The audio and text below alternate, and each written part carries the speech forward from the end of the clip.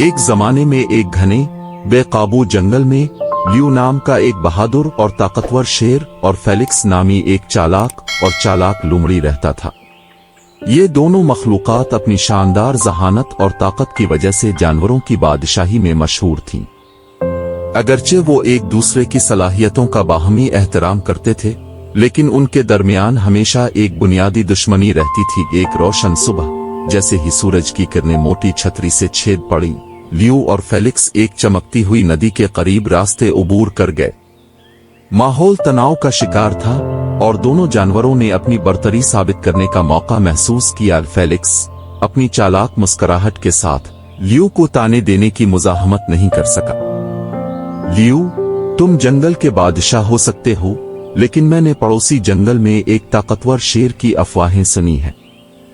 मुझे हैरत है कि क्या तुम इस तरह के शेर को भी शिकस्त दे सकते हो।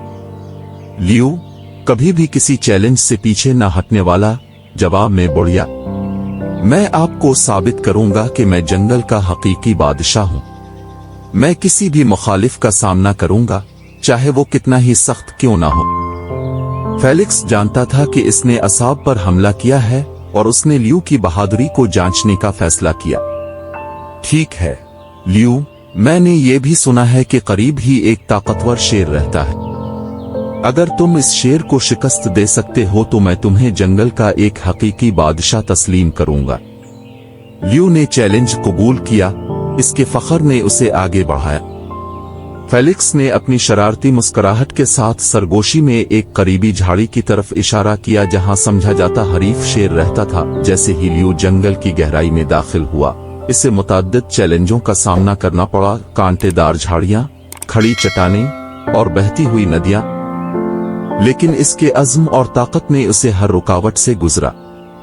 आखिरकार वो इस झाड़ी में पहुंच गया जहां हरीफ शेर के रहने की अफवाह थी, लेकिन जैसे ही लियो करीब आया, उसने कुछ अजीब महसूस किया। कोई भयानक शेर उसे ललकारने का इंतजार नहीं कर रहा था। इसके बजाय उसने फेलिक्स को पाया, हंसी में दुगना हो गया। अब उसके लिए गिर गए। लियो, फेलिक्स घबरा गया। दूसरा शेर कभी नहीं था। ये सब तुम्हारी बहादुरी और अज़्म को साबित करने की एक चाल थी। लियो ने गुस्से और शर्मिंदगी का मुरक्कब महसूस किया।